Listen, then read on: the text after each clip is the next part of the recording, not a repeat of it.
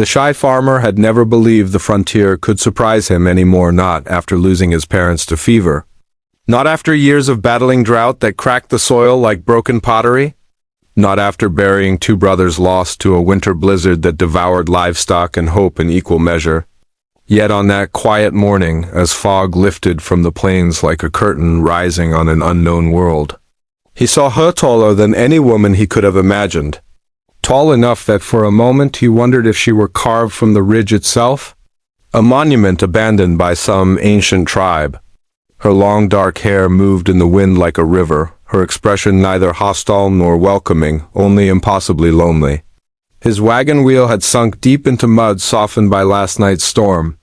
His horse snorted anxiously as he struggled to pry the wheel out with a wooden lever that snapped in half with an exhausted crack. When he looked up again, she was moving toward him, not silently, but with a grace that made the earth feel softer under her steps. He froze at first, because every rumor about the Apache people raced through his mind, warriors who moved through the mountains like ghosts, women who fought beside them, raids on ranches, disappearances in the night. But she wore no weapons, carried no spear or bow, and though she towered over him, her eyes held no threat, only that deep, raw aloneness that made his breath falter. She reached out a hand, open, steady, patient. The size of it startled him. Her palm could almost engulf his entire forearm. He hesitated, heart pounding not with fear but with something he hadn't felt in years: curiosity, wonder, and an ache he'd buried under chores and long empty nights. When he finally placed his hand in hers, she pulled once, gently, and the wagon snapped free of the mud as if it weighed nothing. He stumbled, nearly falling, but she steadied him with surprising tenderness, her fingers warm despite the morning chill. "Thank you," he muttered, though his voice came out thin and uncertain. She nodded once but didn't speak. Her gaze lingered on him with an intensity that made heat rise into his neck. He'd seen Apache men before at trading posts, but never a woman, certainly not one like her. Certainly not one whose presence stirred something in him that felt dangerous only because it was so unfamiliar. She stepped back as if preparing to leave, but her shoulders slumped just slightly, like someone walking away from the last flicker of a fire. And for reasons he couldn't explain, the farmer found himself asking, "Do you have a name?" She paused, turning her head slowly toward him. Her voice, when she finally spoke, was soft but resonant, like a drumbeat muffled by snow. "Taya," he repeated the name quietly, committing it to memory with a reverence that surprised even him. She studied him again, and he noticed the way she held her arms close to her body, not with confidence, but with uncertainty, maybe even self-consciousness. Being different, he knew, had a cost. Being isolated had an even heavier one. When she took a step back, he felt an odd panic rise in his chest.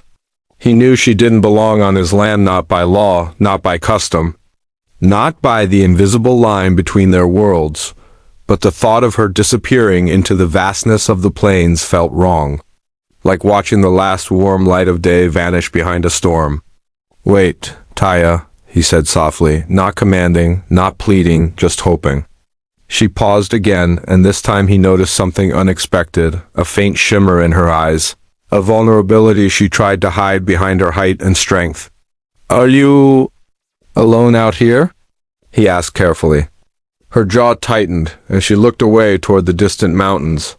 "My people left," she said, and those two words, though simple, carried the weight of loss he recognized instantly. A tribe moving camp? Driven by soldiers? Forced migration?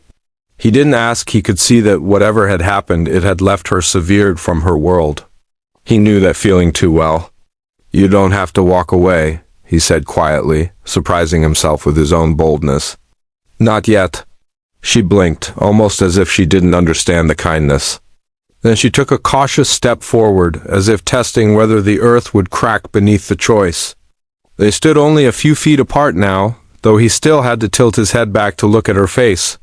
The wind shifted, carrying the scent of sage and dust between them. "You are not afraid of me," she said finally. "Should I be?" he asked. Her lips curved, but not into a smile, into something softer, sadder, more honest. "Others are," she murmured. "Men fear what is larger than them? What is stronger?" He shook his head. I don't fear strength. I fear loneliness. That made her breath catch the smallest, quietest sound, but he heard it. She sat down slowly on a rock near his wagon, the earth dipping beneath her weight, though she moved with deliberate care, as if trying not to intimidate him. You work the land alone? She asked. Yes, he answered.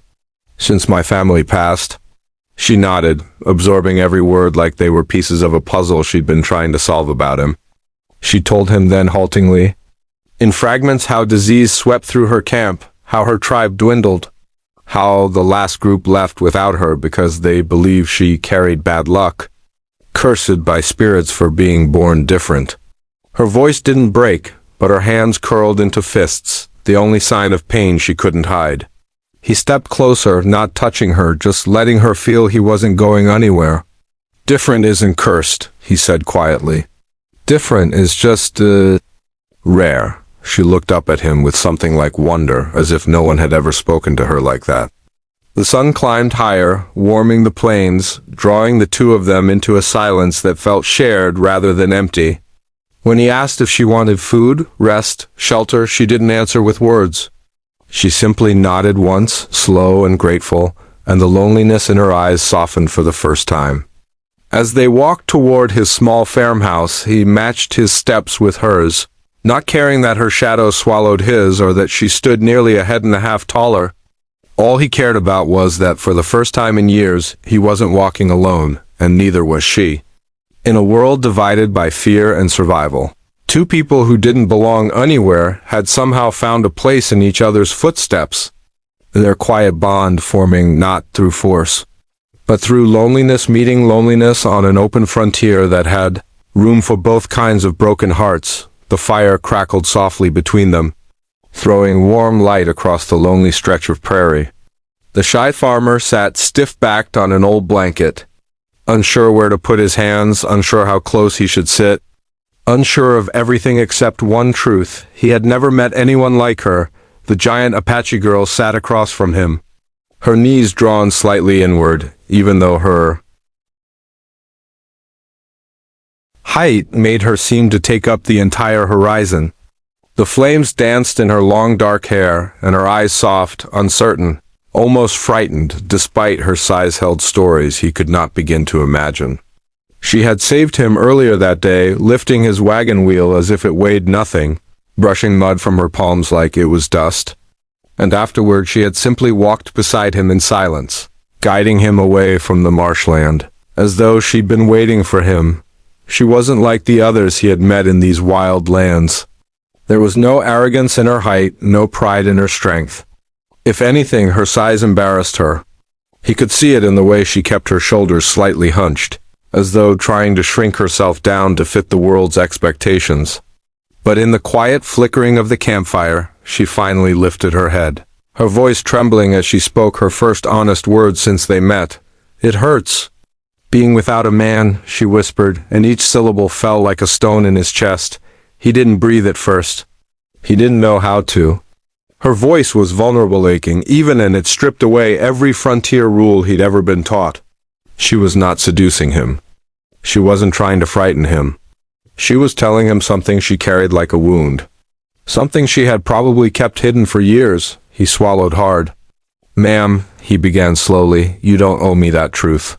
She looked away, her jaw tightening. I know, she said softly, but it is the only truth I have. Men fear me. Women don't want me near their husbands. People stare. Her hands curled slightly. In my village, they said I was too tall for any man. Too strong. Too big to ever be wanted. The fire popped and she blinked as though startled by her own confession. The farmer's throat tightened.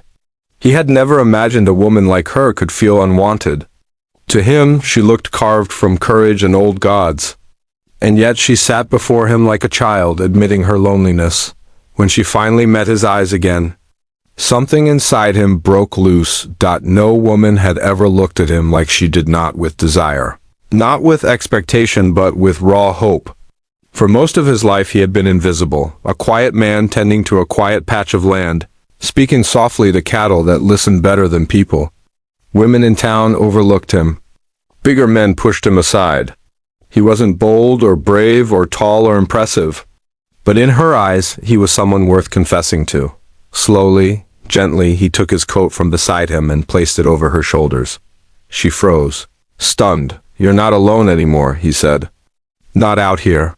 He expected her to smile.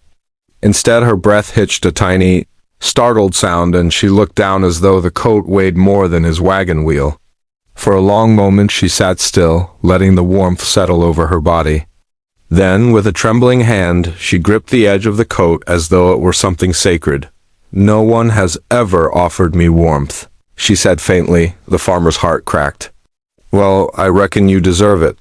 Her lips parted slightly, not quite a smile, not quite disbelief. She tilted her head as if seeing him for the first time. "You are not afraid of me?" "I was," he admitted. "This morning, when you towered over my wagon, I thought you were a storm." He rubbed the back of his neck. "But storms don't help men stuck in the mud. And storms don't get lonely." He hesitated. "I think you've had more fear thrown at you than you ever gave." She lowered her gaze. "People fear what they don't understand." "And they don't understand you," he said. "But you do?" She whispered. He considered her question carefully. "Not yet. But I'd like to try." Silence fell again, gentle, warm this time. The fire softened her features, and he saw how young she really was. Tall, yes. Strong, yes. But her soul? Her soul was tender. She shifted closer, slowly, cautiously, as though worried she might frighten him. When she sat beside him, her shadow washed over him like a protective cloak. He felt small beside her, but for the first time in his life, being small did not feel like a weakness. It felt like being chosen. She looked at their hands lying inches apart. "May I?" she asked quietly. He nodded. Her fingers brushed his first, huge compared to his, calloused from work and survival. When her hand finally settled over his, it was warm and uncertain. She could crush his fingers with a twitch. Yet she held them like they were something fragile, something she feared breaking. The farmer exhaled shakily. "You're gentle," he said. "I have always wanted to be," she whispered. "But no one let me." He squeezed her hand lightly. "I will." Her breath trembled again, and this time she leaned into him, her head resting carefully, very carefully against his shoulder. Heat flooded his chest, not from the fire, but from something far deeper. The prairie winds softened around them, whispering through the grass. Coyotes sang in the distance. The stars spread above like spilled diamonds. And for the first time in years, neither of them felt small or strange or out of place. They simply existed, two lonely souls who had accidentally found each other in a world that tried to convince them they didn't belong. She spoke again, almost too softly to hear. "Tell me something," she murmured.